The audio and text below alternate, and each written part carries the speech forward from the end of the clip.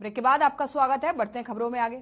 रेवाड़ी में आजकल बदमाशों और मारपीट करने वालों के हौसले बुलंदियों पर हैं। आपको बता दें कि ब्रास मार्केट में कपड़ा व्यापारियों ने बदमाशों को मुफ्त में कपड़े नहीं ले जाने दिए तो बदमाशों ने अपने साथियों को बुला लिया। उसके बाद 15 से 20 बदमाशों ने दुकान पर बैठे हुए कपड़ा व्यापारी दोनों सगे भाइयों को पीट पीट कर लहूलुहान कर डाला। वारदात को अंजाम देने के साथ ही बदमाशों ने जान से मारने की धमकी भी दी। वहीं देर शाम 7:30 बजे ही हुई इस वारदात से पुलिस की कार्यशैली पर भी सवाल खड़े हो रहे हैं। सूचना मिलने पर पहुंची पुलिस कार्रवाई में जुटी हुई है। वहीं ब्रास मार्केट के दुकानदारों ने चेतावनी दी कि मार्केट तभी खुलेगी जब बदमाशों को पकड़ लिया जाएगा।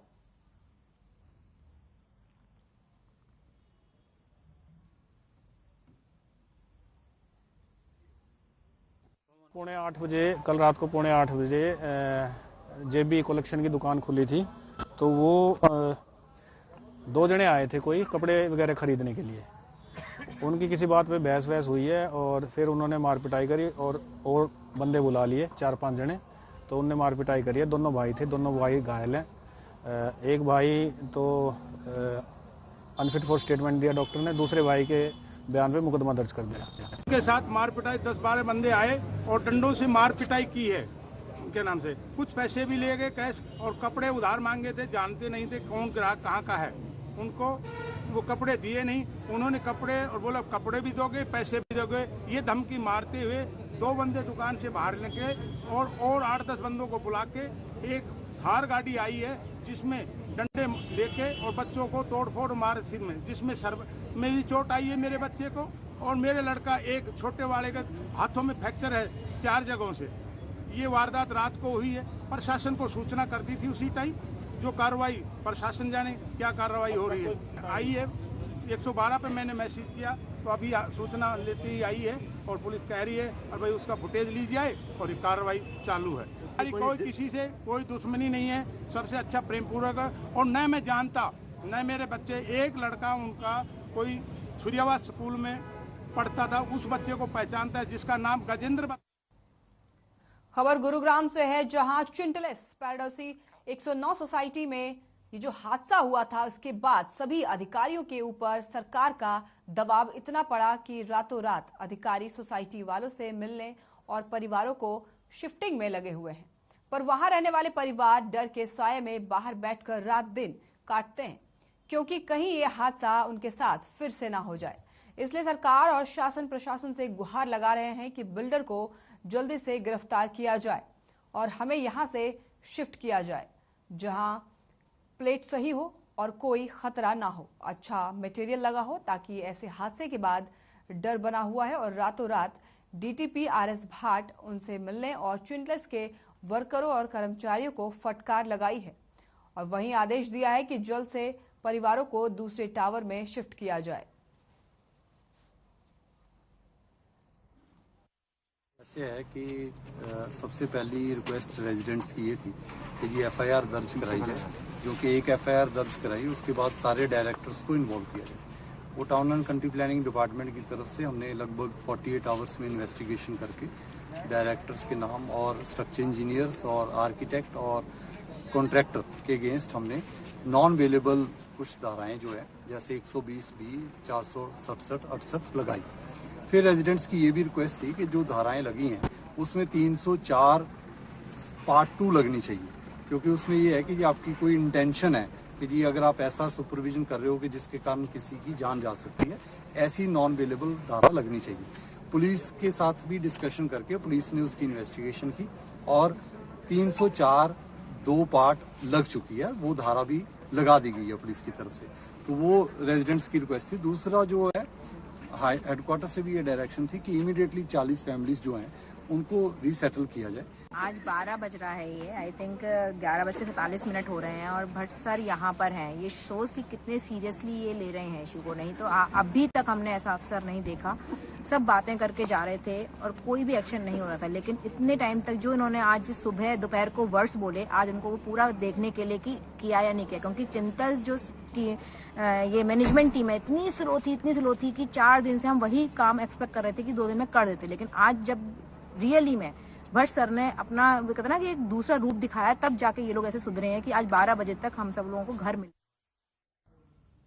खबर महम से है, जहां राज्यसभा सांसद रामचंद्र जागड़ा ने खरकड़ा गांव में चल रहे सफाई अभियान का समापन किया। खरकड़ा गांव में आज संत रविदास जयंती मनाई गई। बतौर मुख्य अतिथि सांसद रामचंद्र जागड़ा ने शिरकत की। इस दौरान सांसद रामचंद्र जागड़ा ने संत रविदास के जीवन पर प्रकाश डाला। वहीं ग्रामीणों ने सांसद के सामने कई मांगे भी रखी, जिन्हें जल्द ही पूरा करवाने का आश्वासन सांसद जांगड़ा ने ग्रामीणों को दिया। इसके अलावा एक चौपाल के निर्माण के लिए अपने सांसद कोष से 11 लाख रुपए देने की घोषणा भी की। जांगड़ा ने कहा कि आज संत रविदास जयंती पर चलाए जा रहे सफाई अभियान का समापन भी किया। उन्होंने कहा कि तमाम अधिकारी उनके साथ हैं और जहां जहां गंदगी का आलम है उन जगहों को चिन्हित कर लिया गया है। ग्रामीणों की जो भी समस्याएं उनके सामने आई हैं, उन सब का अधिकारियों के सहयोग से निदान करवाया जाएगा।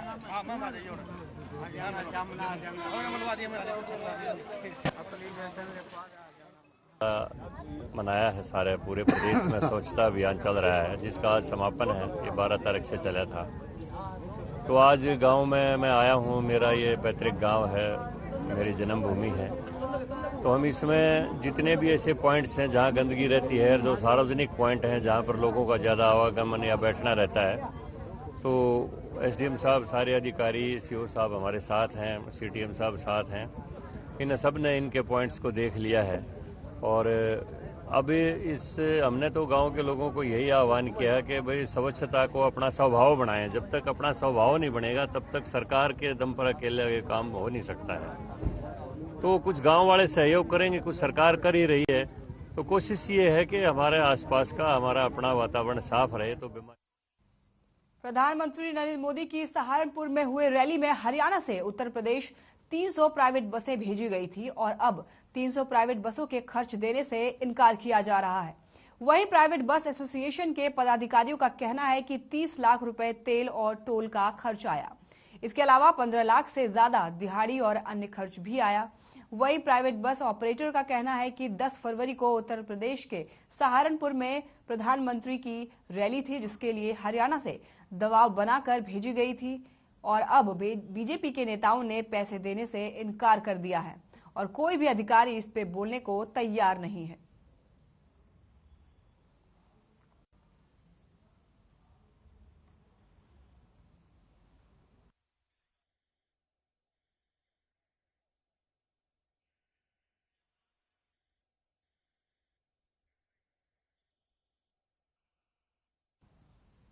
आदमपुर क्षेत्र से कांग्रेस विधायक कुलदीप बिश्नोई से व्हाट्सएप कॉल के जरिए 2 करोड़ रुपए की फिरौती मांगने का ये मामला सामने आया है।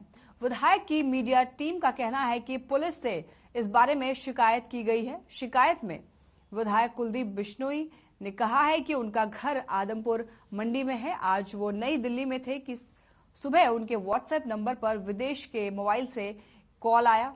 कॉलर ने उनसे 2 करोड़ रुपए की फिरौती की मांग की। इसके बाद उनके पास से बार बार व्हाट्सएप कॉल आ रहा है। इसके अलावा एक और नंबर से बार बार मैसेज भी आ रहे हैं। कुलदीप ने कहा कि व्हाट्सएप मैसेज पर मुझे और मेरे परिवार को फिरौती न देने पर जान से मारने की धमकी दी गई है। वहीं बिश्नोई ने पुलिस को शिकायत दी और कॉलिंग से जुड़ा रिकॉर्ड भी दिया है।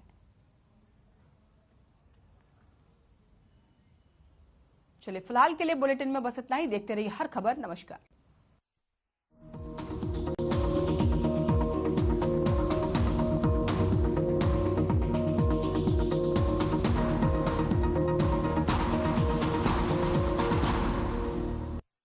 निरमा शुद्ध नमक कहीं से खरीद के रिफाइन किया गया नमक नहीं, ये पानी से पैक तक का सफर तय करता है। निरमा के अपने 30,000 एकड़ के प्लांट में आधुनिक वैक्यूम इवेपोरेशन मेथड से, इसलिए इसमें अशुद्धि